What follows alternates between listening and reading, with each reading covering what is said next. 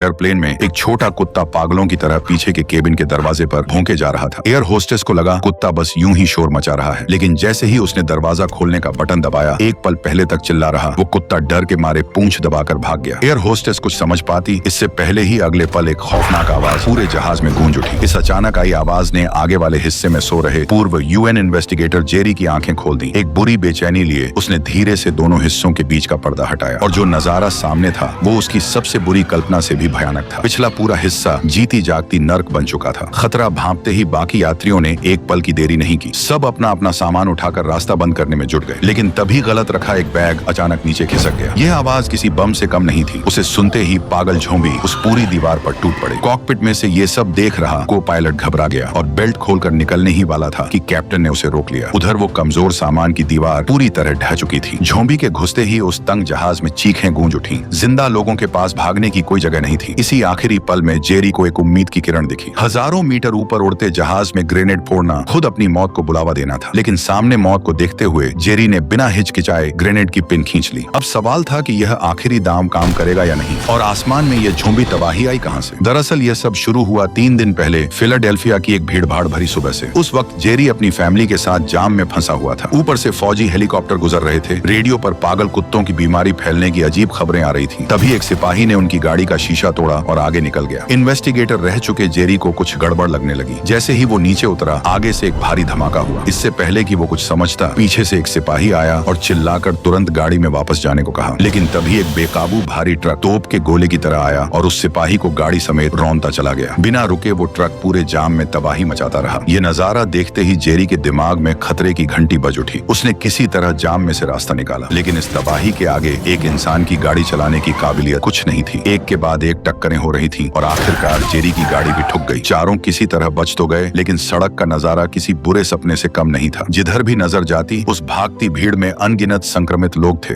ये आम झोंबी नहीं थे। इनकी रफ्तार बोल्ट जैसी थी। पागल कुत्तों की तरह जो भी इन्हें मिले उसे काटते जा रहे थे। और इसी भागम भाग में जेरी ने अपनी आंखों से एक आदमी को कटते देखा, और कटने के अगले बस 12 सेकंड में ही वो आदमी अपने हाथ पैरों को मरोड़ते हुए खड़ा हो गया, जो साफ तौर पर एक झोंबी में बदल चुका था। यह फैलाव की रफ्तार न सिर्फ किसी भी फिल्म में बल्कि असल दुनिया में भी हो तो आधी से ज्यादा इंसानी आबादी का सफाया तय था। झोंबी की यह सुनामी पूरी सड़क को निगलती जा रही थी। जेरी की फैमिली ने एक पड़ी हुई बड़ी गाड़ी उठाई और किसी तरह एक झोंबी को मारकर वहां से निकले और उस बुरे सपने से बाहर आ गए। लेकिन मुसीबत पीछा नहीं छोड़ रही थी। भागते हुए जेरी को पता चला कि पूरा शहर तबाह हो चुका है, और सबसे बुरा यह कि इसी वक्त उसकी बड़ी बेटी का दमा भड़क उठा। उनके पास अभी इसके लिए कोई दवाइयां भी नहीं थी। वह तुरंत गाड़ी लेकर पास के मार्ट में पहुंचे। वक्त बहुत कम था। दोनों ने एक एक बच्चा संभाला और अलग अलग दिशा में जरूरी सामान इकट्ठा करने निकल पड़े। तभी जेरी दवाई लेकर बाहर निकला ही था कि अचानक छोटी बेटी की चीख सुनाई दी। जेरी तुरंत उसके पास गया और देखा कि 2 बदमाशों ने मिलकर उसकी बीबी को पकड़ लिया है। वह उन पर चिल्लाया, लेकिन तभी एक बदमाश ने बंदूक निकाल ली। जेरी ने भी एक पल नहीं सोचा और सीधे गोली मारकर उसे वहीं ढेर कर दिया। लेकिन अभी दोनों ने चैन की सांस ली भी नहीं थी कि एक पुलिस वाला वहां आ धमका। जेरी ने हाथ ऊपर किए, लेकिन अगले ही पल उस पुलिस वाले ने जमीन पर पड़ी लाश को नजरअंदाज किया और खुद भी लूटपाट में शामिल हो गया। साफ था कि इस तबाही में कानून और इंसानियत दोनों खत्म हो चुके थे। जब घबराया हुआ जेरी का परिवार दुकान से बाहर निकला तो पता चला कि जिस गाड़ी से वो भागने वाले थे वो भी किसी और ने चुरा ली थी। जेरी को तुरंत एहसास हो गया कि रोड पर रहना सेफ नहीं है। वह तुरंत बीवी और बच्चों को लेकर पास की एक इमारत की तरफ भागा और साथ साथ यूएन के अपने दोस्त टेरी को फोन लगाया, जो अगली सुबह तक उन्हें रेस्क्यू करने आने वाला था। लेकिन उसके लिए उन्हें किसी ऊंची जगह तक पहुंचना जरूरी था। जल्द ही चारों एक ऊंची बिल्डिंग के नीचे पहुंच गए, लेकिन तभी एक झोंबी ऊपर से सीधे नीचे आ गिरा। उस धमाके की आवाज से आसपास के सारे झोंबी जाग उठे। सब लोग तुरंत इमारत के अंदर घुसे और दरवाजा